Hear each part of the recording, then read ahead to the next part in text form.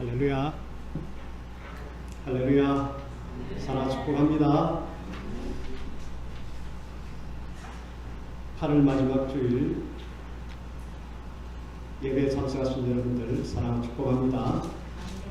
또 사정상 예배에 참석 못하신 임마누엘 가족 성도 여러분 사랑 축복합니다. 우리 한번 눈인사를 합시다. 또 손 사랑의 하트 한 번씩 날립시다. 사랑합니다. 축복합니다. 사랑합니다. 축복합니다. 지금 영상으로도 이 사랑을 받으시기 바랍니다. 오늘 조금 불편하시더라도 마스크 착용하시고 그렇게 예배에 참석하시면 감사하겠습니다.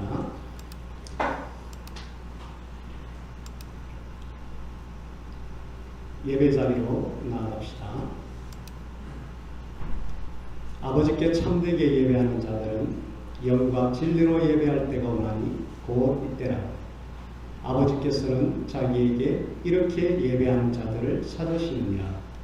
하나님은 영이시니 하나님께 예배하는 자는 영과 진리로 예배할지니라. 아멘.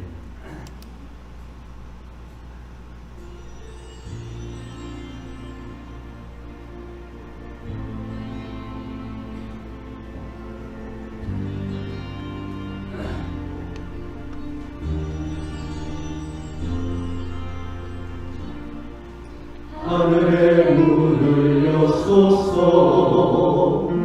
이곳을 주목하소서 주를 향한 노래가 꺼지지 않으니 하늘을 보소서 이곳에 임재하소서 주님을 기다립니다. 이 노래 향기가 하늘에 가르니 주여 임재하여 주소서. 이곳에 오소서. 이곳에 앉아서서 이곳에 예배를 받으소서. 주님의 이름이 주님의 이름만이 오직 주의 이름만 이곳에 있습니다. 하늘의 문을 여소서 이곳을 주목하소서.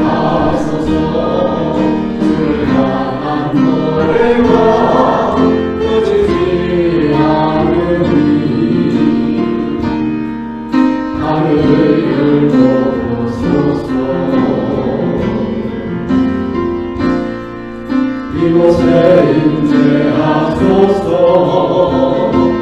주님을 기다립니다. 이 노래 향기가 하늘에 가르니 주여 임재하여 주소서. 이곳에 오소서. 이곳에 앉아서서 이곳에 사가리는 예배를 받으소서. 주님의 이름이 주님의 이름만이 오직 주의 이름만 이곳에 있습니다. 이곳에 오소서. 이곳에 앉아서서 이곳에 사가리는 예배를 받으소서. 주님의 이름이 주님의 이름만이 오직 주의 이름만 이곳에 있습니다. 주님의 이름이 주님의 이름만이 오직 주의 이름만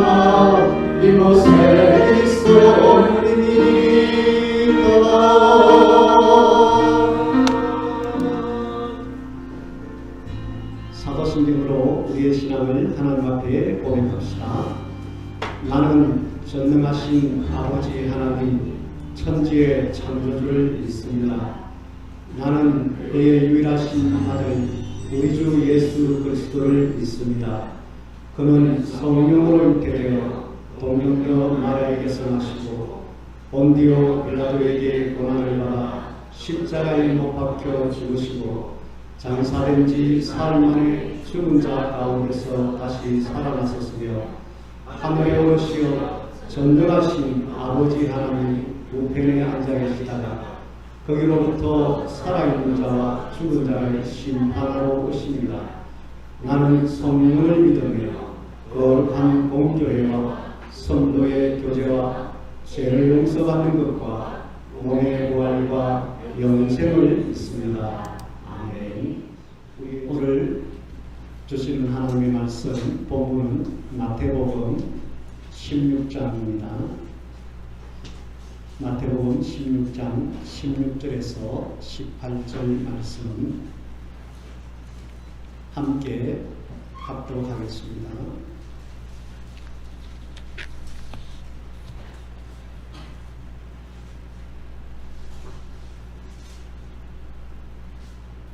마태복음 16장 16절 시작. 시몬 베드로가 대답하여 가로되 주는 그리스도시요 살아계신 하나님의 아들이니이다.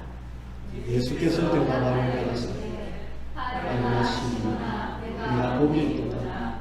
이를 너에게 알게 하는 혈육이 아니요 하늘에 계신 내 아버지시니라. 또 내가 너에게 이르노니 너는 베드로라. 내가 이 반석 위에 내 교회를 세우리니 음부의 권세가 이기지 못하리라. 아멘. 오늘 말씀 제목 스크린을 보면서 한번 같이 읽겠습니다. 현재의 문제를 벗어나 부흥하려면 교회의 본질과 정체성을 알고 회복하고 갖추자. 오늘 하나님께서 우리에게 주신 말씀의 주제는 교회의 본질과 정체성을 알아라. 그리고 그 정체성대로 회복하고 그 정체성을 갖춘 교회가 되어라. 오늘 우리에게 주시는 말씀입니다. 지금 우리는 코로나19로 인하여서 사람과의 관계, 대면하는 것조차 힘들고 또 교회에 모여서 예배하고 또 소그룹으로 모여서 활동하는 그 모든 신앙생활이 제약을 당하고 있습니다. 그리고 사회로부터 교회가 이슈가 되고 사실은 그렇지 않지만 일부 또 그런 빌미를 제공한 그런 요인들 때문에 6만 교회 전체가 몇몇 교회 때문에 코로나 바이러스 19에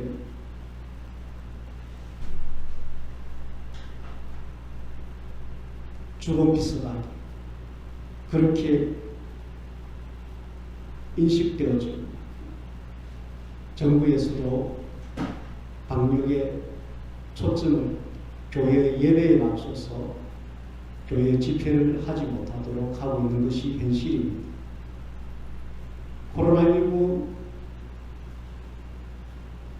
때문이 아니더라도 현대교회는 많은 이유들로 인하여서 사회로부터 존경의 대상이 아니라 비판의 대상이 된 부분들도 있습니다. 오늘 말씀은 이러한 예배를 제대로 할 수 없는 지경에까지 간, 물론 코로나 때문인 것도 있지만 오늘 교회가 당면한 이런 문제들, 이 속에서 우리가 무엇을 생각하고 어떻게 나아가야 될 것인지 하나님께서는 고민하게 하시고 그 답을 주셔서 오늘 여러분들과 함께 나누고자 합니다.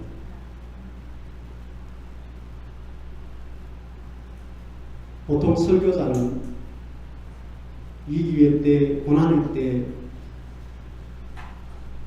두 가지 메시지를 합니다. 하나는 참고 견디내면 좋은 날이 올 것이다 하고 위로합니다. 이 위기가 오히려 우리에게 기회를 줄 것이다 하고 소망을 줍니다. 위로를 하고 소망을 갖게 하는 그런 설교를 합니다. 또 한편으로는 그 위기와 고난의 원인이 무엇인지를 되돌아보고 하고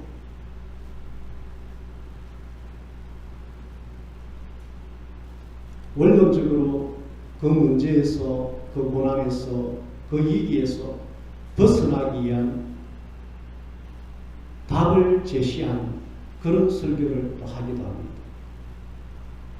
지난주 설교는 어찌 보면 우리가 하나님 앞에 기도하면서 그렇게 나아가며 이런저런 방해가 있을지라도 하나님께서 우리에게 성리를 주실 것이다 하는 그런 위로와 소망의 메시지를 우리에게 하나님 주셨습니다. 근데 오늘은 우리의 잘못을 지적하는 것은 아니지만 우리가 어느 방향으로 나아가야 될 것인지 하나님께서 근본적인 길을 제시하는 메시지를 주십니다. 그래서 오늘 말씀을 우리가 받고 예배가 되어지지 않는 교회의 현실, 앞으로 천재지변과 전염병과 경제적인 고난은 미래사회로 가면 갈수록 더 빈번해지고 일상화될 것입니다. 지금 이러한 상태는 벌써 10년 전에 기도하는 사람들이 하나님께로부터 받은 메시지 가운데 예언됐던 내용입니다. 성도들일지라도 미래사회에 닥칠 여러가지 재난들, 그것이 이제 말세 때에 다양하게 일어날 것인데 그것에 대비할 수 있는 신앙 정체성을 갖추라. 그리고 삶의 어떤 모습들을 정리하고 준비하라 하는 메시지가 있었습니다. 그것이 언제부터 더 본격화될 것인지 하는 부분만 남아있는데 우리가 태풍이라든지 여러가지 재난과 함께 이제 세계적인 전염병 메르스부터 시작해서 코로나로 해서 전염증으로 치닫고 앞으로 이런 것들이 이제 다른 이름으로 반복될 것이 분명합니다. 그러므로 지금 사회뿐만 아니라 교회는 모이는 것이 예전처럼 그렇게 당연한 것이 될 수 없을 수도 있습니다. 북한은 70년 전에 6.25 전쟁이 일어나기 전에는 우리보다도 훨씬 더 평양을 중심으로 해서 우리 한국교회의 부흥의 산실이었습니다. 그러나 지금은 그들은 예배가 당연한 것이 아니라 아주 소수의 하나님의 사람들이 예배하기 위해서 목숨을 걸고, 여러분들 유튜브로 통해서 들어보신 분들 있지만 이불 속에서 그 하나님을 향해서 기도하는 북녘 땅의 지하교회라고 우리가 이름을 붙이는데요.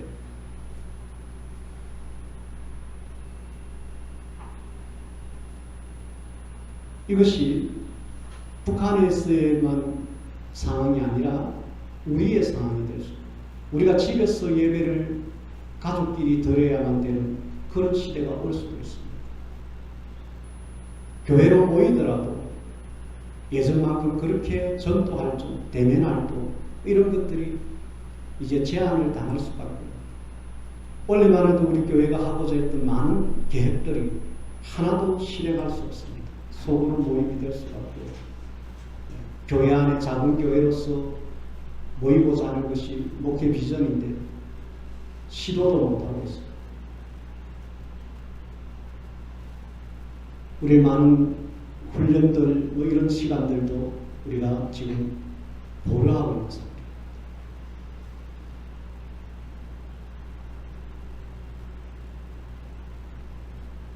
신앙인으로서, 예배자로서 우리가 이 시점에서 한번 생각해보지 않으면 이후에 우리는 그냥 사회 분위기에 따라서 그냥 휩쓸리다가 신앙의 정체성을 잃어버릴 수밖에 없습니다. 그러므로 오늘 우리는 하나님 주신 이 말씀을 통해서 오늘 이후의 미래 사회에 기독교인으로서 정체성을 가지고 살아가야 될 것인지, 신앙생활을 해야 될 것인지 오늘 우리가 한번 생각해보고 정리하는 시간이 되기를 바랍니다. 사실 이 메시지는 여기 앉아 계시고 온라인으로 예배 참석하시는 우리 성도들뿐만이 아니라 이 시대를 향한 메시지라고 저는 그렇게 받고 그런 심령으로 외칩니다. 이 말씀의 대상이 여러분들만이 아니고 이 한국 땅에 있는 6만 교회와 그 1000만 가까이 되는 성도들에게 하나님께서 주시는 메시지다. 저는 그렇게 생각하고 이 말씀을 선포합니다. 주보 뒷면에 요약되어 있으니까 보시면서 같이 말씀을 나누고자 합니다.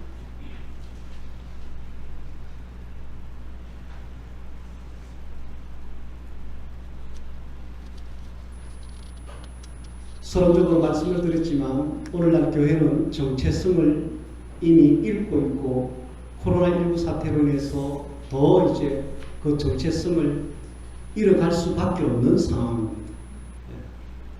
모임이 안 되는데 뭐 다른 거기서 파생되는 어떤 것들이 될 수가 없습니다. 그래서 정체성을 잃어버린 상태에서 지금과 같이 이렇게 계속 흘러가다 보면 지금보다도 더 많은 문제들이 이제 드러날 수밖에 없습니다. 이 문제라는 것은 교회가 교회답지 못한 문제들을 말합니다. 성도가 성도답지 못한 문제들을 말합니다. 그럼으로써 일어나는 여러 가지 고난들까지 포함한 문제를 겪고 있습니다. 앞으로 더 많이 겪을 수밖에 없습니다. 그래서 제가 미리 서론을 말씀드린 대로 미래 사회는 우리가 바라기는 소망을 가지고 믿는 자들이 더 많아지고 더 잘 사는 사회가 되고 하는 것을 바라지만 전체적으로 그 속에 어떤 이는 더 부자가 되고 어떤 이는 더 가난하고 예전에 80년대 90년대 중산층이라던 사람들이 지금 다 중산층이라는 말을 못할 정도로 IMF 이후에 내려앉았잖아요. 지금 이제 이 코로나 시대 이후에 더 많은 이들이 그나마 누리던 중산층 가까이 갔던 그것마저도 이제는 누리지 못하고 폐업이 속출되고 일자리를 하는 것들이 속출되기 때문에 이제 더 가난한 자 숫자가 더 많아질 수밖에 없습니다. 그러므로 여러분들 삶을 정리하셔야 돼요. 더 전략해야 될 부분들은 전략하고 더 미래 사회를 잃고 하나님 앞에 인도를 받으면서 어떤 일을 하셔야 돼요. 예전의 사고방식을 가지고 무엇인가를 일을 시도를 하고 그렇게 하면 안 됩니다. 시대는 이미 바뀌어졌고 앞으로 시대는 지금 바뀌고 있는 것보다 훨씬 더 급속하게 바뀔 것입니다. 그러므로 여러분들 기도해서 하나님의 인도를 받지 않으면 우리의 삶은 나락으로 떨어질 수밖에 없습니다.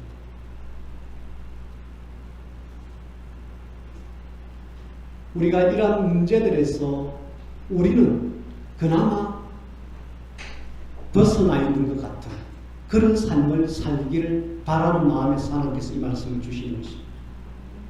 전체적으로는 재난과 여러 가지 상황으로 인해서 교회가 쇠락간다 할까요? 그 모임이 파해지고 모이기를 마지막 때 되면 힘쓰라 했는데 힘쓰지 않으면 당연하게 모이는 모임들이 이제는 폐해지는 시대가 된다고 예수님께서 말씀했듯이 앞으로의 교회는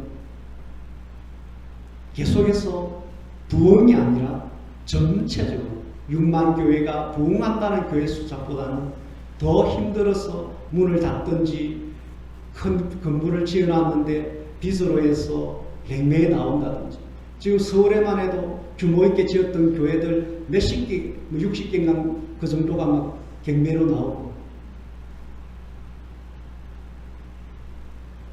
지금 진주에도 뭐 다른 요인들도 있지만 크게 짓다가 지금 3년째 지금 완공이 안 돼서 지금 문제를 안고 있고 책임을 지고 목회자가 떠나라 하고 있고 이런 일들이 이미 우리 주변에 일어나고 있는 것입니다. 우리 교회는 IMF 때에도 살아남고 오히려 그때 더 경제적으로 일어선 기업이 있고 또 어떤 사람들이 있듯이 하나님께서는 전체적으로 교회가 부흥하기보다는 더 약해져가는 그런 분위기 속에서라도 하나님은 또 교회들을 세워서 그 중에 하나님의 일을 여전히 마지막 재림 때까지 하실 것입니다. 아멘. 오늘 말씀의 핵심이 여기 있습니다. 미래 사회에 전체적으로는 풍조에 휩쓸려서 재난과 전염병과 이런 경제 태보에 휩쓸려서 힘들어하지만 그것이 교회까지도 고스란히 들어올 수밖에 없잖아요. 우리가 일반 사회생활 하는 사람들이 교회에 모이는 거니까 우리의 삶이 안 되어지면 교회도 안 되어집니다. 그 가운데 하나님께서 하나님의 일을 여전히 이루시기 위해서 하나님은 성도들이 이제 종교생활과 같은 그런 신앙생활을 하다가 정신을 부쩍 차리고 이제는 제대로 된 신앙생활을 해야 되겠다 하고 정신을 차리는 성도들이 생기게 될 것입니다. 이미 그런 교회를 마음에 소망하고 있는 성도들이 많습니다. 그때에 바로 그 교회가 있다면, 그런 교회가 있다면 그런 사람들이 몰려올 수밖에 없어요. 그래서 그 교회는 하나님 앞에 마지막 때 전체적으로는 쇠락하고 있지만 그 교회를 통해서 하나님께서 하셔야 될 그 엄청난 큰 일들을 감당하게 하십니다. 할렐루야.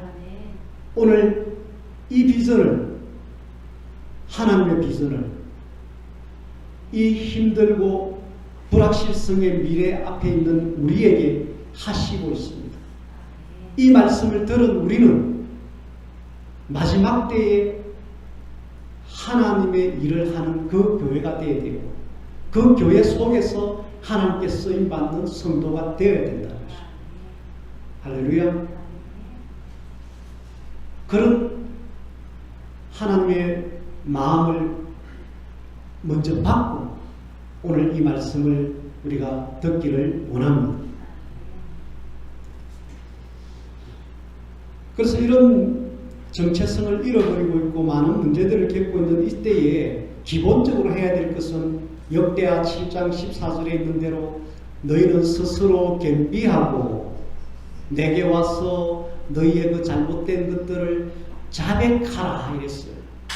그래서 기본적으로 고난이 올 때, 문제가 생길 때는 우리를 돌아보고 하나님 앞에 잘못된 것들을 점검해서 스스로 겸손하게 우리를 돌아보고 하나님 앞에 불쌍히 여겨달라고, 긍휼히 여겨달라고 하나님 앞에 서야 됩니다. 막무가내 하나님은 우리와 함께 하실 것입니다. 우리에게 이 길을 벗어나서 좋은 날이 있게 하실 것입니다. 그렇게 하는 것이 아니고 먼저 하나님 앞에 겸비하여서 회개함이 있을 때 그 이후에 하나님의 그러한 도우심이 있고 우리에게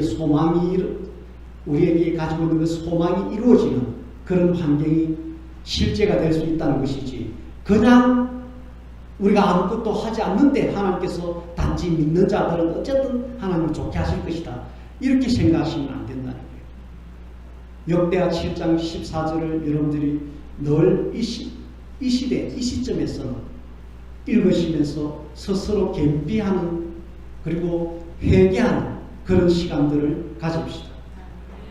그리고 교회는, 교회 안에 있는 성도는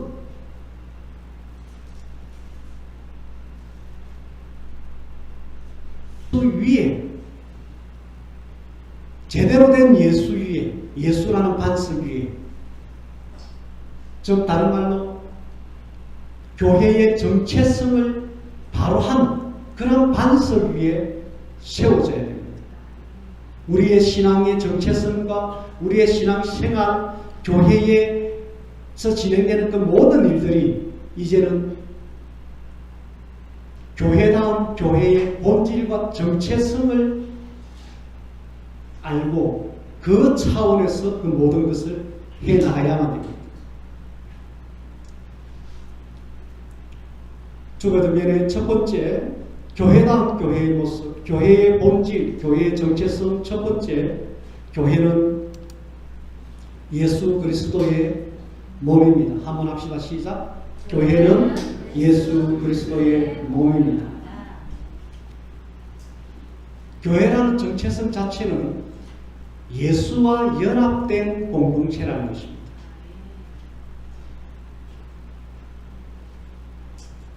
교회는 크게 두 가지로 연결되는데 머리와 몸으로, 몸체로 이루어진 것입니다.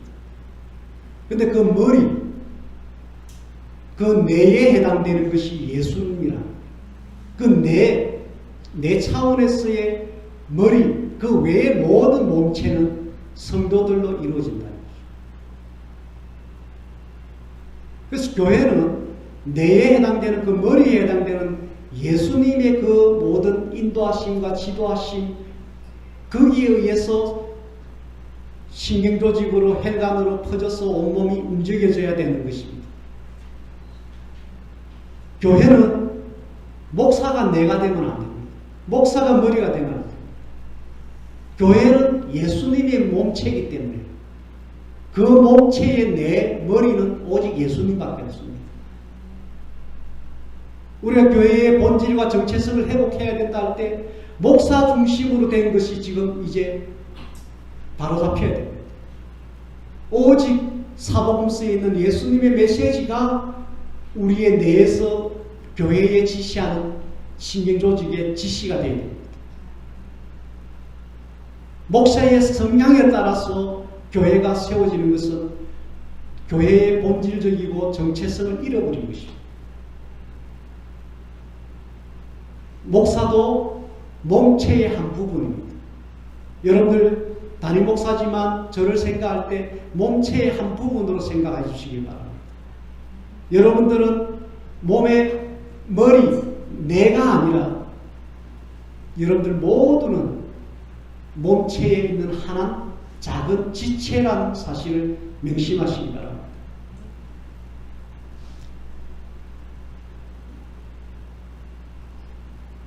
교회가,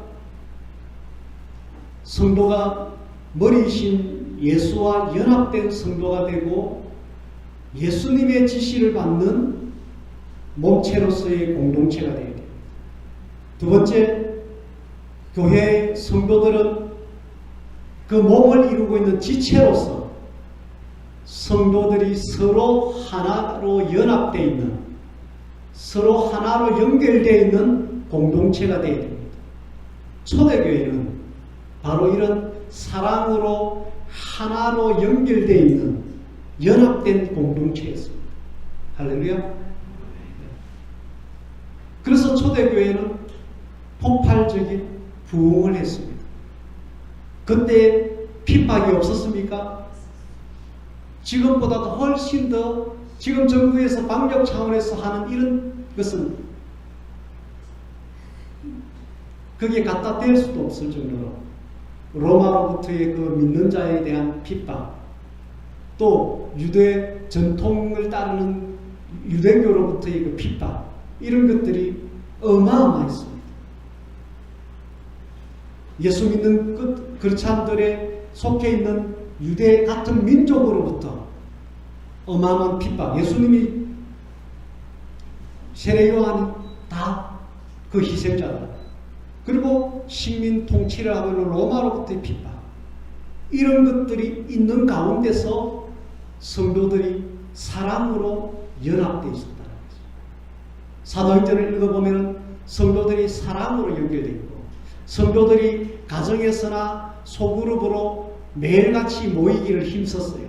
그래서 작은 그룹이나 전체가 사랑으로, 성령으로 기도하기 위해서, 사도들의 가르침을 받기 위해서 이런 차원에서 모여서 연합이 되어 있었다는 거죠.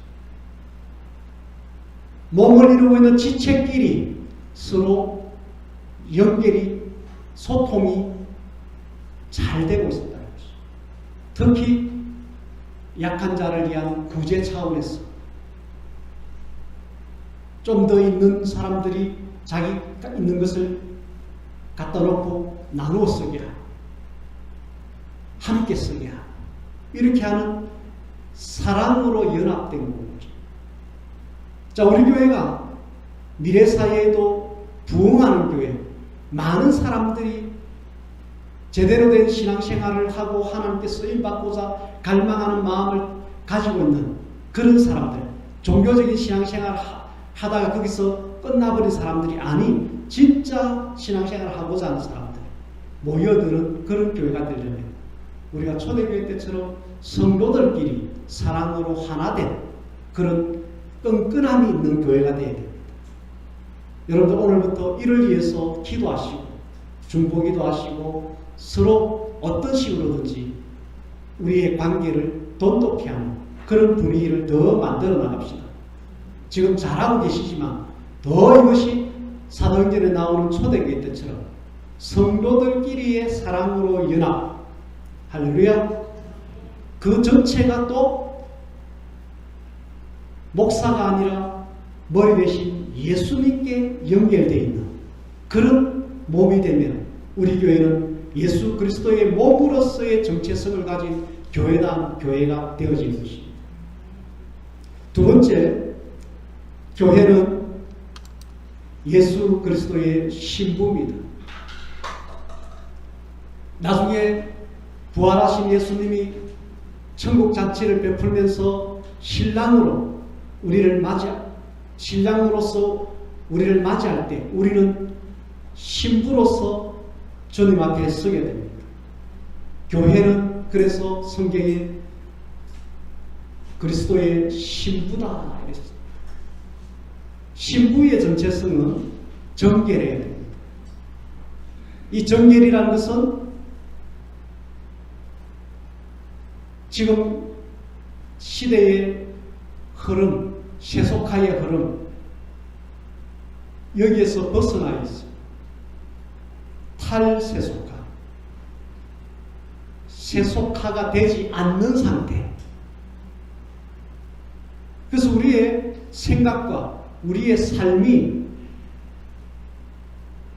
거룩이라는 말의 그 본뜻대로 구별되어 있어야 된다. 아멘? 그리고 그 구별되지 못한, 거룩하지 못한 우리의 어떤 부분들이 발견될 때마다 예수 십자가의 보혈로 회개기도 하면서 씻어버림으로 우리가 정결을 다시 회복해야 됩니다. 이것이 교회가 보여야 되는 것입니다. 오늘날 교회가 세속화의 그 모든 것들을 그냥 무방비로 받아들이고 있고 교회 바깥에서의 세속화 속에서 살아가고 있던 그 삶의 모습 그대로를 가지고 교회에 와서 그냥 교회 신앙 공동체 속에서 해버리기 때문에 교회는 세속화가 될 수밖에 없습니다. 이미 그래서 세속화되어 있습니다. 그것은 뭘 말합니까? 신부로서의 정결함이 지금 훼손되어 있다.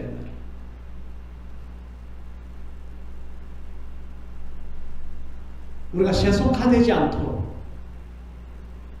우리의 삶을 단장해야 됩니다. 아멘. 그리고 교회의 모든 하는 일들이 세상으로 다 이렇게 하는데 우리도 그렇게 하자. 이런 것들을 무방비로 받아들이면 안 됩니다. 이런 부분에 있어서 많이 절제하고 기도해서 분별해야 됩니다. 조그마한 것을 허용했다가 그것이 당연한 것이 될 때는 이미 세속화가 되어버린 것입니다. 그래서 그 한 번이 중요한 것입니다.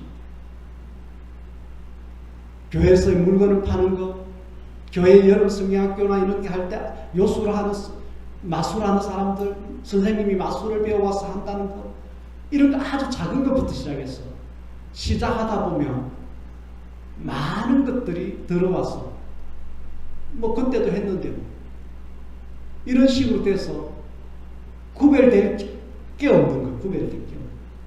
그러면 교회가 그리스도의 신부로서의 정체성을 잃어버리고 우리가 신부되지 못한다면 실당 되신 그분과 함께하는 혼인잔치에, 천국 혼인잔치에 들어갈 수가 없습니다. 이것은 굉장히 중요한 것입니다. 우리의 신앙생활은 이 땅에서 하나님의 일을 하는 것도 중요하지만 궁극적으로 우리 각 개개인적으로 보면은 우리의 영혼이 천국에 들어가는 것이야만이 제일 중요합니다. 그래서 우리는 주님 보시기에 좋은 성도, 하나님의 의를 이루는 옳은 삶으로 단장이 된 그런 성도의 삶을 지금부터 살아갑시다. 아멘. 세 번째, 교회는 성경 말씀에 보면은 진리의 기둥과 터라고 했습니다. 따라합시다. 교회는 진리의 기둥, 터. 진리로 세워진 기둥, 진리가 바탕이 되어 있어요. 말씀으로 돌아가자 하면서 성경 공부합니다. 그런데 그 성경 공부 내용이 진리가 아닌 잘못된 해석이면 그게 말씀으로 돌아간 거가 될까요? 오히려 말씀에서 빗나간 쪽으로 가버린다. 우리는 저와 성경 공부하면서 말씀 공부하면서 그런 것들을 많이 하긴 했습니다. 단순히 말씀 한다고 해서 그것이 진리의 말씀이 다라고 할 수가 없는 것입니다. 말씀은 본래 진리인데 진리 차원에서 깨달아야 되고 진리 차원에서 선포해야 되고 진리의 말씀으로 배워야 되고 그 진리의 말씀대로 살아가야 되는 것입니다. 그래야 교회가 진리의 기둥이 세워져 있고 진리가 터가 되어 있는 교회가 되는 것입니다. 오늘날 건물이 세워졌다고 해서 교회 명찰을 달고 십자가를 세웠다고 해서 교회가 아니라 반드시 교회는 진리라는 기둥이 세워져야 되고 진리라는 터가 닦여져 있어야 됩니다. 그것은 말씀이 진리입니다. 할렐루야.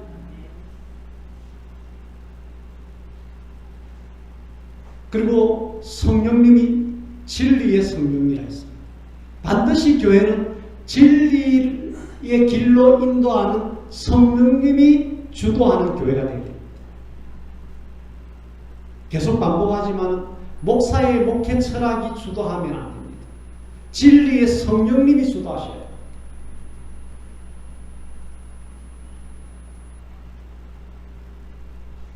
진정이 많은 성도 여러분, 진리의 말씀을 제가 깨닫도록 기도해 주십시오.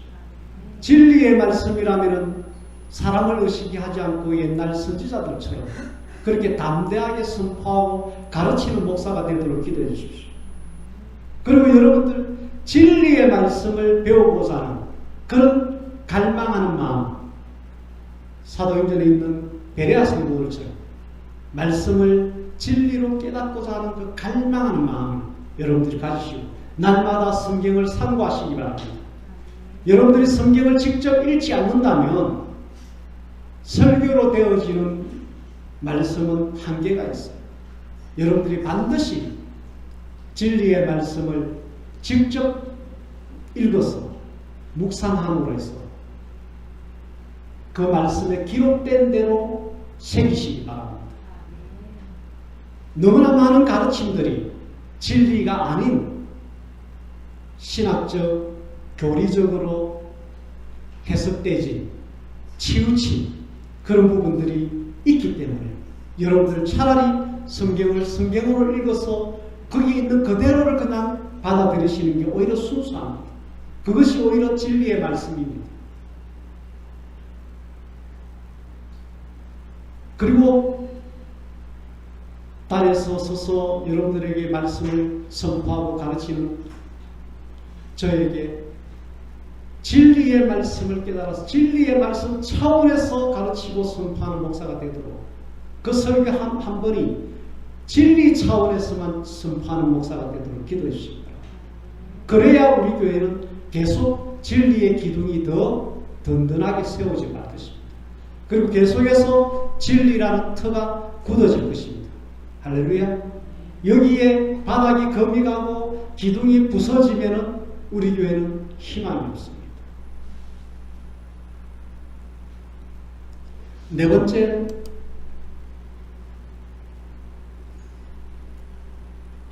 교회는 예수님의 몸이기 때문에 예수님이 하신 일을 해야 됩니다. 아멘. 교회는 예수님의 몸이기 때문에 예수님이 앞으로도 하시고 싶은 일, 예수님이 이 땅에 계셨다면 그분이 뭘 하셨을까?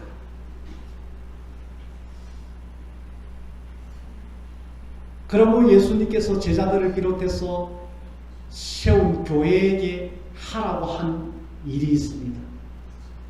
교회는 예수님의 몸의 정체성을 가지기 때문에 머리 대신 예수님이 이미 하셨던 일, 하실 일, 하라고 한 일을 해야 합니다. 아멘. 많은 것들이 있지만 세 가지로 압축하면 첫 번째 뭡니까? 예수님의 3대 사역을 해야 합니다. 뭐를 해야 한다고요? 예수님의 3대 사역을 해야 됩니다. 예수님의 3대 사역이 무엇입니까? 진리의 말씀을 가르쳤습니다. 두 번째 무엇을 했습니까? 천국 복음을 전파했습니다. 하나님 나라 차원에서의 복음을 전파했습니다. 제가 늘 강조하지만 그냥 복음이 아니라 하나님 나라와 관련된 복음이었습니다. 하나님의 나라라는 주제가 반드시 들어가 있는 차원에서 복음이어야 됩니다. 그리고 예수님이 하신 3대 사역 세 번째가 뭡니까? 모든 병든 자들을 치유하고 그 문제가 영적인 것이면 그 악한 영들을 쫓아냈습니다. 그래서 치유와 귀신 쫓는 것, 이것이 예수님께서 하신 세 번째 중대한 사역입니다. 그러므로 예수님이 하셨던 일, 계속 이 땅에 계셨다면 이 일을 계속 했었을 거예요. 그리고 그 제자들에게 하라고 하신 일이 바로 이 일입니다. 그래서 사도들은 초대교회 때 무엇을 했습니까? 성도들을 모이라 해서 날마다 진리의 말씀을 가르쳤습니다. 그리고 또 현장에 나가서 하나님의 나라 복음을 전했습니다. 그리고 그 현장에서나 집회 모임에서 병든 자가 있으면 치유해 줬습니다. 영적인 문제였으면 그 영적인 문제를 악한 것들을 떠나게 해서 온전하게 해줬습니다. 예수님과 12제자와 사도들과 초대교회에서 교회가 그 일을 했듯이 오늘날 그 연장선상에 있는 예수님의 몸으로서의 이 교회, 진주 임마누엘 교회는 진리의 말씀을 가르치고 배우는 교회, 하나님의 나라 천국 복음을 전파하는 교회, 그것을 전도 차원에서 선교 차원에서 우리는 전력을 다해야 됩니다. 그리고 병든 자가 오면 치유할 수 있도록 우리가 치유의 은사를 받든지 우리가 믿음의 능력을 받든지 성령에 충만한 그 어떤 능력을 가져서 그 악한 것들을 대적할 수 있는 예수 이름의 권세, 그 믿음을 가져야 됩니다. 믿는 자들에게 이런 권세가 있다고 했습니다. 근데 교회만 다닌다고 해서 이것이 됩니까? 안 됩니다. 예수 이름으로 한다고 해서 그냥 다 됩니까? 안 됩니다. 여기에는 성령 충만함과 말씀에 대한 믿음과 이런 여러 가지 영적인 것들이 우리에게 되었을 때 믿는 자에 따르는 그 권세, 능력이 나타나는 것입니다. 그러기 위해서 우리는 기도해야 되는 것입니다. 자, 예수님이 하신 일, 하라고 하신 일, 두 번째로 예수님이 우리에게 새 계명을 주셨습니다. 계명이라는 것은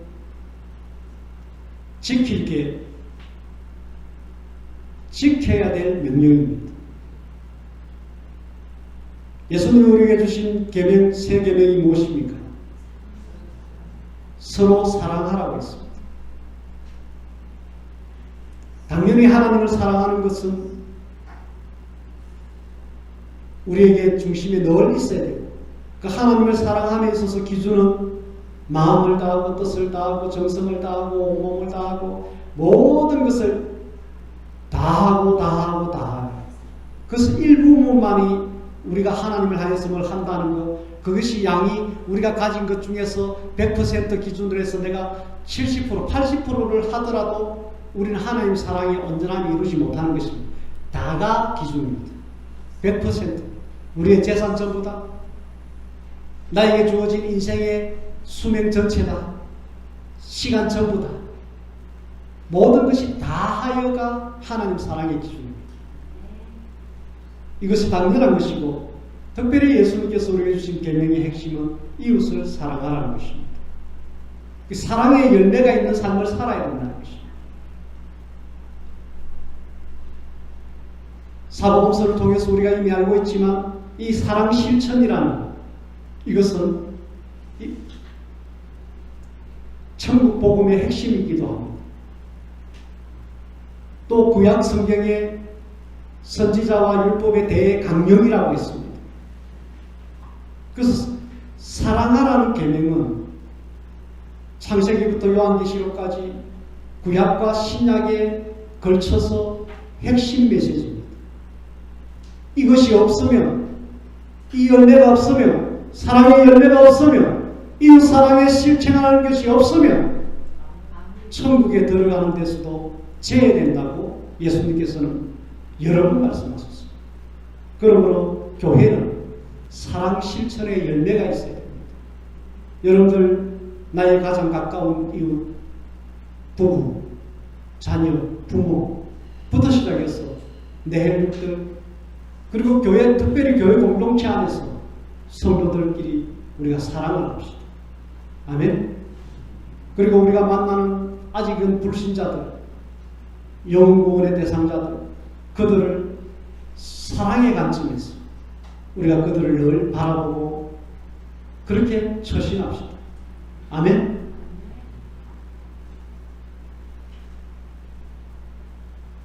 제가 시사적이고 정치적이고 뭐 이런 것들을 일체 설교에서 언급을 하지 않는데, 처음으로 사랑제일교회라고 하는, 그냥 교회도 사랑 실천에 앞장서야 되는데 사랑에 있어서 제일교회라고 이름을 붙인 교회가 코로나 시대에 이웃에게 한 명이라도 전염되지 않도록 우리가 예배를 하되 다른 부분에서는 더 앞장서서 조심해야 될 거 아니에요. 근데 그 반대로 해버리면 이게 교회예요. 이웃을 사랑하라는 것이 교회인데,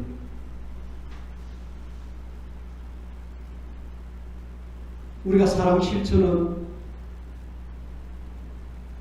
우리가 함께 살아가고 있는 세상 속에서 그 사랑 실천이 인정받아야 됩니다.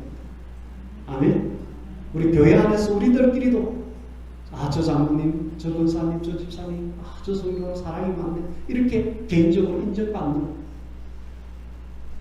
성도들이 되죠. 그리고 우리 이웃들에게 진주의 마누에게 성도들은 사랑이 많네. 우리한테 대하는 게 좀 남다르네. 여러분들 이웃 사람들 그냥 먼 삼투하고듯이 그냥 그런 게 아니라 정말로 여러분들 그들이 사랑을 느낄 수 있는 어떤 눈빛, 인사 뭐 그런 것들 하셔야 돼요. 그리고 우리가 만나는 생활 속에서 만나는 사람들에게 저 사람에게 뭔가 사랑이 나에게 자꾸 전해주려고 하네. 그런 것들이 느껴지게 해야 됩니다. 이것이 교회의 정체성입니다. 예수님이 우리에게 하라고 하신 것입니다. 세 번째, 예수님께서 주신 사명을 충성스럽게 우리는 감당해야 합니다. 예수님이 주신 사명이 무엇입니까? 만민에게 복음을 전하고, 복음 전하는 데 끝나는 것이 아니라 제자를 삼고, 제자 삼는 것에 끝나는 것이 아니라 예수님께로부터 가르침을 받은, 먼저 우리가 받은 그 내용들을 그들에게 고스란히 전수해 줘야 됩니다. 가르쳐야 됩니다. 가르치는 것은 끝나는 것이 아니고 그들이 지키도록까지 해야 된다. 내가 담임 목사로서 여러분들을 제자 삼는 차원에서 만약에 접근한다면 나는 여러분들에게 계속해서 내가 성경에서 주님으로부터 가르침을 받은 것을 여러분들에게 가르쳐야 됩니다. 가르치는 것은 끝나는 것이 아니고 지키게 해야 됩니다. 그런 관점에서 저는 여러분들의 삶에 그동안 디테일한 터치가 있었습니다. 근데 많은 목사님들이 가르치는 데까지 하고 지키기까지 하는데 간섭은 하지 않습니다. 여러분들 저의 딜레마를 이해하셔야 됩니다. 저도 절제하고 가르치는 것으로 하고 그냥 좋은 말 듣고 그냥 끝나버리고 싶어요. 근데 성경에서는 가르치고 지키게 하라. 지키도록 계속 건면해라. 지키도록 계속 가이드하라.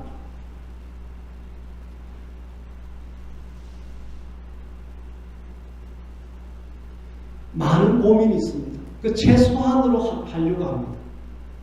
성도들이 힘들어하고 거부할 때도 있고 그렇기 때문에 지키게 하는 차원에서의 저의 접근을 가능하면 최소화하려고 합니다. 그러나 제 속에는 잘한다 하고 하는 것이 아니고 상대방을 배려해서 절제하는 것입니다. 지금 이 분위기에서는 이것만은 내가 지키게 하도록 이야기해야 되겠다 할 때는 많이 절제하다가 어쩌다가 합니다. 여러분들 그거 저를 좀 배려하셔야 돼요. 근데 그것마저도 안 하려고 합니다. 왜? 받아들이는 입장에서 소화가 안 됩니다. 근데 그것은 성경이 아닙니다. 예수님은 베드로가 주는 그리스도시여 살아계신 하나님 아들입니다 하고 막 이렇게 신앙의 고백을 제대로 할 때는 잘했다 하고 그 바로 뒤에 나는 이제 십자가에서 죽어야 되고 뭐 그런 일이 있으면 안 됩니다. 이렇게 사탄아 물러가라 하고 따끔하게 그냥 정신 차리더라고요. 그랬습니다.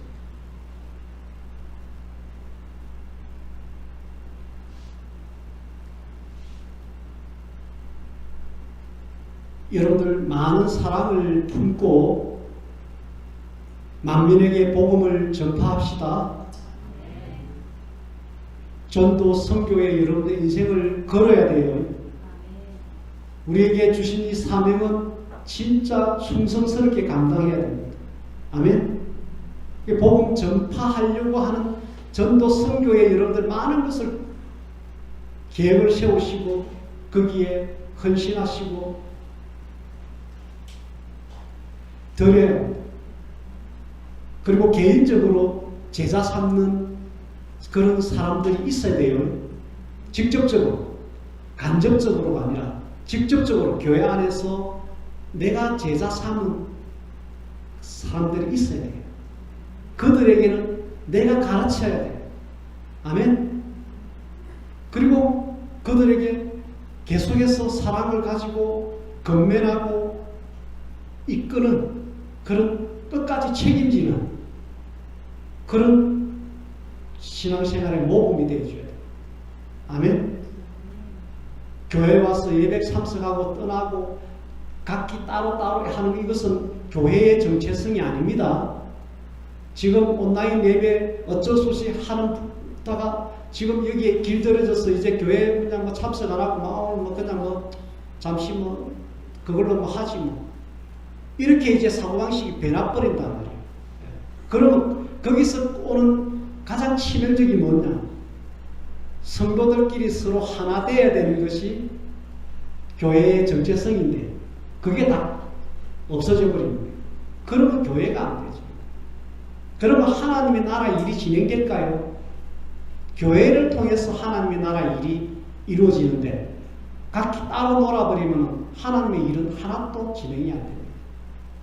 그래서 우리가 교회 정체성을 제대로 된 교회가 되어지면 하나님은 그 교회를 통해서 이 시대에 많은 교회들이 나눠서 해야 될 그 엄청난 일들을 몇 교회를 통해서도 그 일을 이루십니다.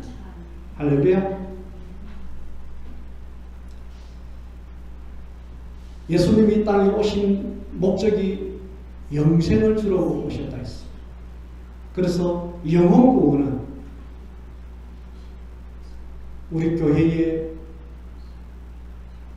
목적이 되어야 돼요. 예수님의 목적이니까 예수님의 몸이 우리의 목적이 되어야 됩니다. 여러분들 이 일에 빨리 더 지금보다도 전력할 수 있도록 기도하시고 경제적으로 시간적으로 여러분들이 헌신되어질 수 있는 그런 상황이 되도록 여러분들이 힘쓰시기 바랍니다. 아멘. 저는 이 부분에서 충성스럽게 전력하여서 감당하는 교회가 되기를 너무 지금 갈망하고 있습니다. 여러분들 마음에도 이 마음을 가지고 그렇게 여러분들 개개인의 삶이 준비되어지기를 기도하십니다. 마지막 다섯째로 교회는 성령의 나타남으로 세워져야 됩니다. 성령으로 세워져야 됩니다.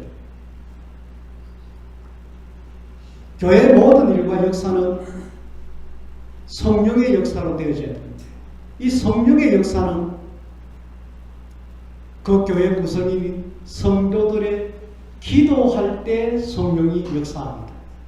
그러므로 성령이 역사하는 교회가 되려면 그 교회는 반드시 기도에 힘쓰는 교회가 되어야 됩니다. 우리 교회가 기도에 제일 우선순위를 두다시피 하는 이유는 성령이 역사하는 교회가 되어야만 되기 때문입니다. 기도에 전력하는 것이죠. 기도는 액세서리로 문제가 있을 때 잠시 와서 하고 조금 시간 있으면 조금 하고 이렇게 하는 것이 아니고 기도는 쉬지 말고 해야 되는 것이고 아멘. 교회가 성령으로 역사되어야만 교회다워지고 부흥하는 성령의 역사가 일어나는데 그러기 위해서는 성령이 역사하기 위해서는 기도에 힘쓸 때 성령님은 힘써 역사하신다. 그래서 우리 교회가 기도하는 교회 더 여러분들이 분발하시기를 축원합니다. 할렐루야. 오늘 마태복음 16장 18절에 보면은 내가 이 반석 위에 교회를 세우리니 음부의 권세가 이기지 못할 것이다 했어요. 할렐루야. 교회는 원래 음부의 권세, 대적마귀 사단에게 눌리고 이렇게 할 그런 정체성을 가진 것이 아닙니다. 대적의 문을 오히려 취하는 그것이 교회입니다. 예수님께서 세운 교회는 음부의 권세가 이기지 못합니다. 오히려 저들을 우리가 이기게 됩니다.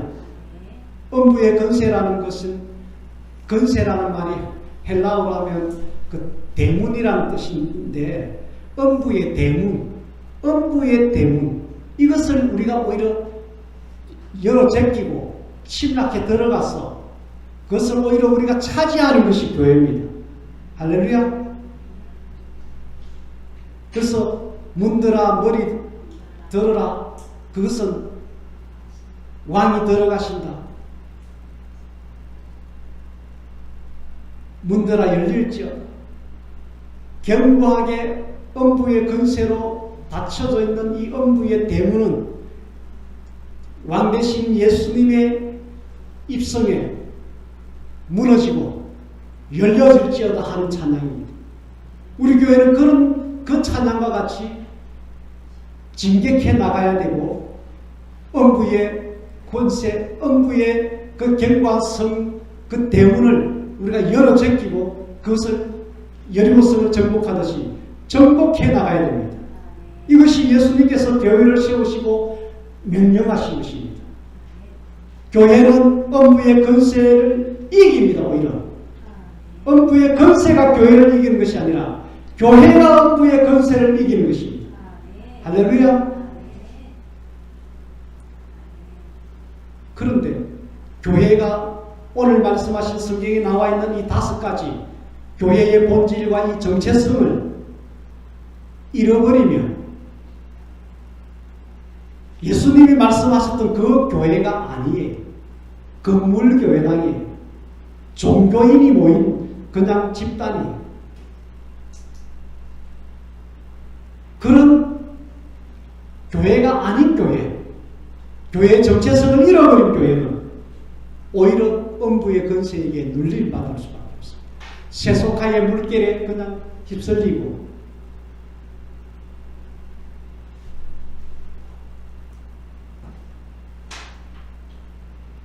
교회가 해야 될 일을 전혀 힘쓰지 못하고 우리가 맺어야 될 그 열매들, 전도 선교의 그런 영혼 구원의 열매들을 맺을 수가 없습니다. 음부의 권세에 갇혀져 있고 사로잡혀 있는 영혼들을 우리가 구출해내야 되는데 우리가 거기에 하나씩 오히려 빨려간다니까요. 창세기 22장 15절에서 17절 읽어보면은 하나님께서 아브라함에게 하시는 말씀이 나옵니다.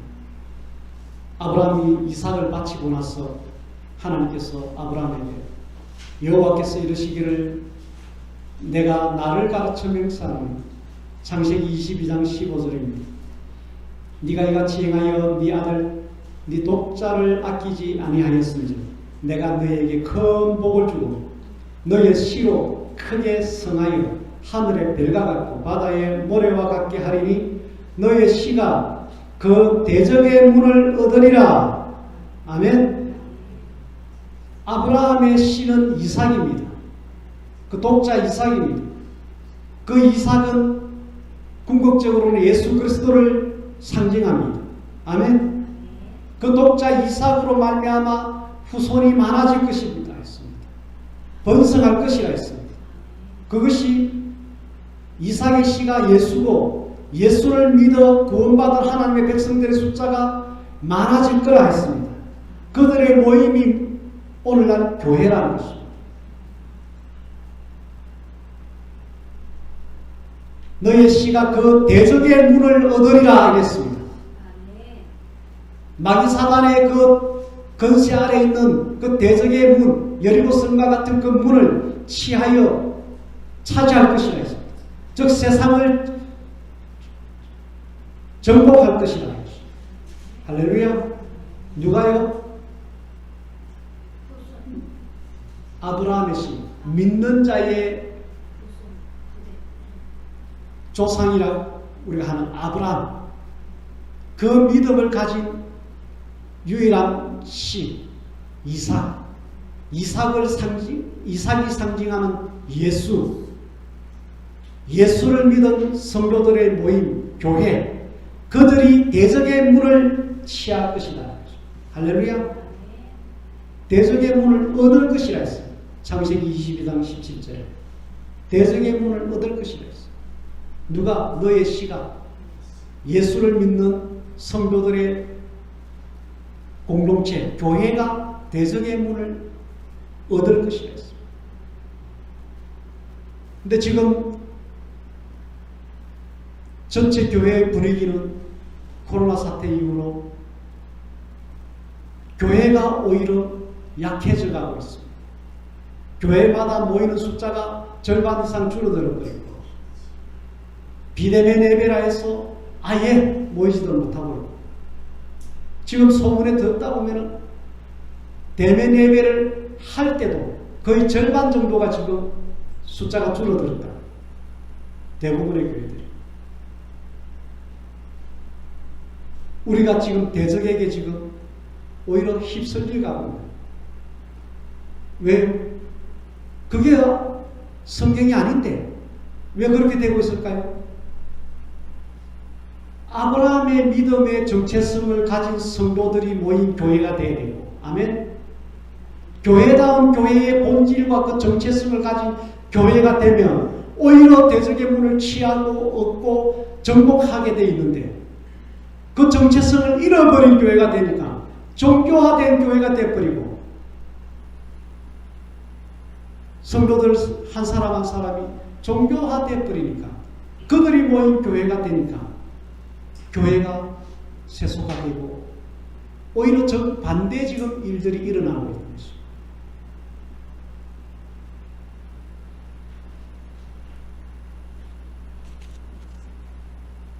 다시 한 번 더 말씀드린 교회는 본래 대적의 문을 취하게 돼 있어요. 원수마귀가 억압하고 있던 수많은 영혼들을 구원하는 것이 교회의 힘이라는 것이죠. 그런데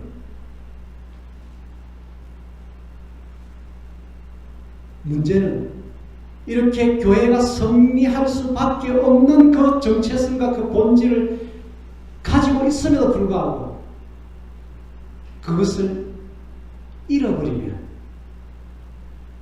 반대 상황이 일어난다. 원수 마귀가 더 공격하게 되고 거기에 함락 깨지고 교회가 공격받고 교회 속에 있는 성도 한 사람 한 사람이 마귀의 공격을 받고 그 삶이 무너져 버린다는 것이죠. 나는 진주 임마누엘 교회가 무너지기를 원하지 않습니다. 그 속에 있는 여러분들 성도 한 사람 한 사람들이 마귀의 공격을 받고 무너지지 않기를 원합니다. 오히려 우리는 교회의 정체성만 제대로 가지고 있다면 다른 데서 무너져 있던 사람들마저도 여기 와서 우리는 다시 되살리는 교회가 되기를 원합니다. 오늘날 교회가 해야 될 중요한 핵심은 성경에 나오는 이 5가지 본래적인 교회의 정체성을 다시 알고 깨닫고 그 본래적인 교회의 정체성을 회복하는 노력이 있고 그 정체성을 유지하는 데 있습니다. 제가 성령의 감동으로 강력하게 선포합니다. 마지막 때는 이 본래적인 교회의 정체성을 갖춘 교회로 참 성도들이 몰려들 것입니다. 전체적인 분위기는 교회들이 힘을 잃어갈 것입니다. 왜? 지금 그 교회의 정체성과 본질을 잃어버린 상태에서 계속 세속화에 방치되어 있는 종교화된 교회들이 너무나 많이 지금 있고 그 교회들이 정신 차리지 않고 이대로 흘러간다면 교회들은 지금보다 더 많이 힘을 잃어버릴 것입니다. 그러나 반대로 그 속에서도 이 본래적인 교회의 본질과 정체성을 회복하고 그것을 갖춘 교회는 예수님께서 음부의 권세가 이기지 못하리라 대적의 문을 취하리라 한 이 교회의 정체성대로 부흥하는 교회가 될 것입니다. 즉 그 교회로 참 성도들을 하나님께서 불러 모으실 것이라는 것이죠. 저는 목회하기 전에 받은 가장 큰 비전과 응답이 있습니다. 에스겔서 36장이었습니다.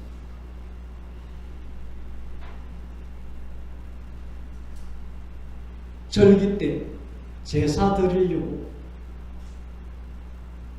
각 가정에서 한 마리씩 양을 가지고 예루살렘 성전 주위에 전국에서 모여든 제사 드리려고 모여든 그 사람들이 다 제물을 다 가지고 양을 한 마리씩 못 봤으니까 그 주변에 막 양들이 얼마나 바글바글 하겠어요. 절기 때 제사 드릴 양 때의 그 수많은 숫자와 같이 사람의 인수로 가득 채울 것이라 이 말씀을 주셨습니다. 교회의 정체성만 제대로 가지면 성령 하나님께서 그렇게 이 진주만들교회를 세울 것입니다. 부흥케 하실 것입니다. 그 안에 있는 여러분들은 무너지지 아니하고 여러분들의 개인의 삶도 하나님께서 회복시키시고 번성케 하실 것이고 이 교회 안에서 여러분들 한 사람 한 사람을 귀하게 크게 사용하실 것입니다. 이제 마지막 때는 우리 진주만들교회 마지막 때에 이제 참 성도들이 찾고 있는 교회, 그들이 몰려올 수 있는 교회로 지금부터 기반을 닦아가고 우리가 그렇게 교회를 세워나가야 됩니다. 본래적인 본질적인 교회의 정체성 다시 한 번 더 우리가 정리합시다. 석헌을 보면서 정리합시다. 주보 뒷면에도 있습니다. 교회는 예수 그리스도의 몸입니다.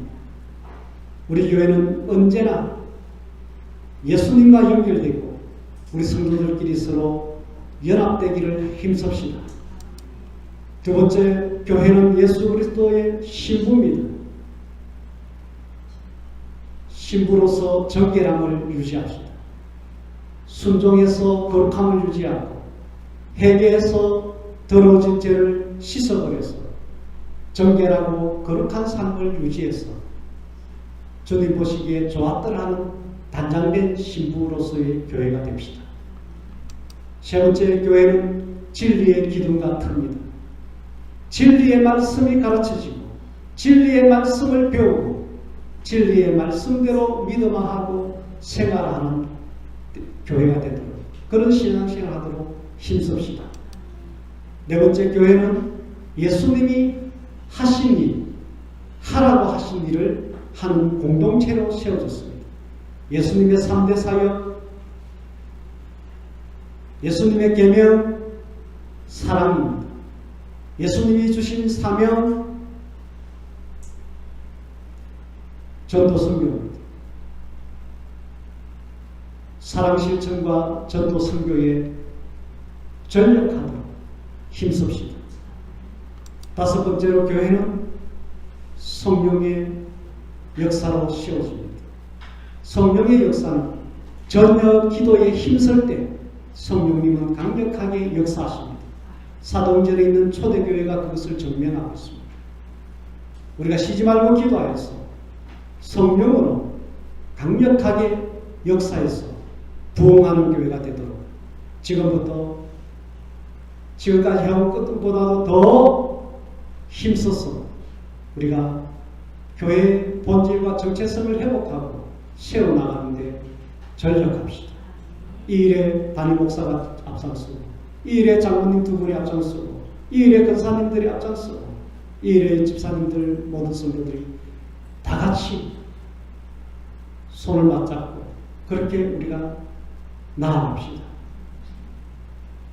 교회가 약해져 가고 있는 이 미래 시대에 오히려 진주 임마누엘 교회는 더 번성하고 부흥하고 그 속에 있는 여러분들의 삶은 하나님으로부터 받는 놀라운 그 복을 받고 쓰임을 받게 될 것입니다.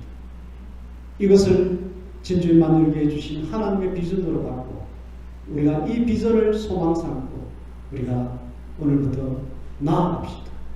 할렐루야. 우리 다 같이 동성으로 한번 기도합시다. 주여 한번 하고 기도합니다. 주여, 진주의 만들교회가 본래 교회의 본질을 회복하기로 합니다. 진주의 만들교회가 본래 교회의 정체성을 세워나가기로 합니다. 하나님, 마지막 때에 믿는 자들을 보겠느냐? 마지막 때에 모이기를 패하는 자들이 많을 것이다. 모이기를 패해지는 그런 상황들이 있을 것이다 하십니다. 그래서 교회들이 오히려 우리 마음 같지 않게 힘을 잃어가고 부흥이 아닌 쇠퇴하는 그런 상황으로 나아갈 것이라 했는데, 그럼에도 불구하고 예수님 오실 때까지 하나님이 세운 교회는 천국 복음이 전파되고 영혼구원의 열매들이 맺혀지게 할 것이라 했으니, 하나님 진주의 만일 교회가 세속화되지 않게 하시고 진주의 만일 교회가 성령의 역사로 부흥하는 교회가 되기를 원합니다. 하나님, 오늘 이 말씀을 주셨사오니 우리 한 사람 한 사람 교회의 정체성, 성도들의 신앙생활의 정체성을 회복하고 그 정체성을 유지하는 그런 교회가 되게 하여 주옵소서. 성령님, 우리에게 기도의 영성을 더하여 주시옵소서. 성령님, 우리에게 사랑의 열매를 맺을 수 있도록 성령 충만케 하시고 성령의 열매, 사랑의 삶이 있게 하여 주시옵소서. 성령님, 우리에게 성령의 나타남과 그 은사들, 그 능력이 나타나서 복음 전도의 능력을 나타나게 하여 주옵소서. 이종으로부터 비롯하여서 장로와 권사와 집사 모든 성도들에게 성령의 충만함과 보혜사 성령님이 함께 하심으로 교회의 정체성을 회복하고 세워나가는 부흥하는 교회가 되게 하여 주시옵소서. 예수님의 이름으로 기도하옵나이다. 아멘. 배송하겠습니다. 이 세상 어딜 가든지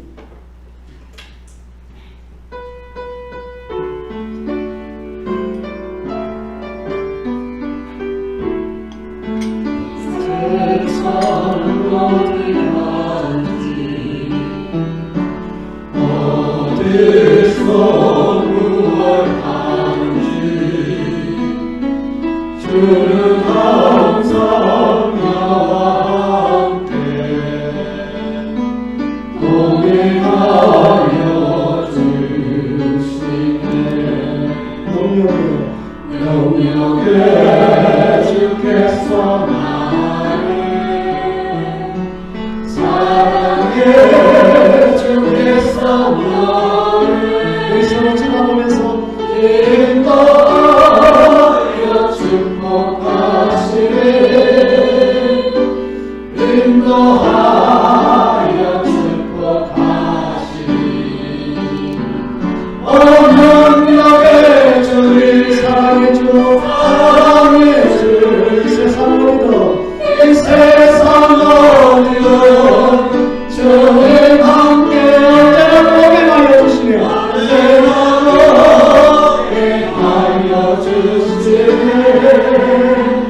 언제나 동행하여 주시네.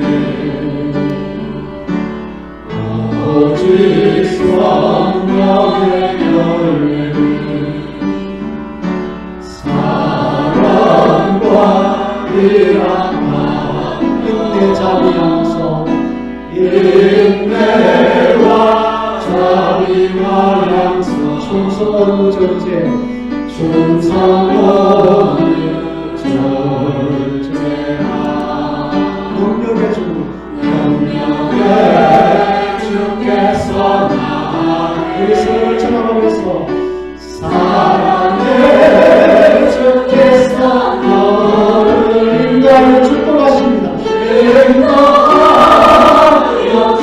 축복하시리 인도하시며 축복하십니다. 인도하여 축복하시리 오 능력의 주님, 능력의 주님 사랑의 주, 사랑의 주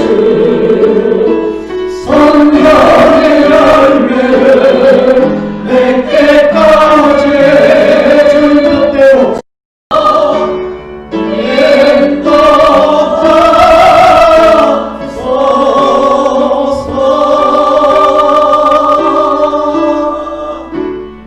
축복하겠습니다.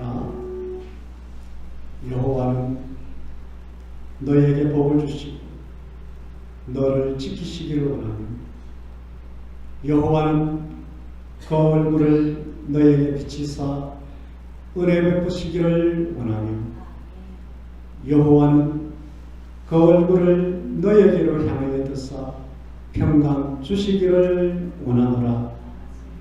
우리 주 예수 그리스도의 크신 은혜와 하나님 아버지의 무한하신 사랑하심과 성령님의 내주하시고 인도하시고 도우심의 역사가 오늘 교회의 본질적인 정체성을 알고 회복하고 세워나가기를 결단한 모든 성도들과 진주만들 교회에 지금으로부터 세상 끝날까지 함께 있을지어다.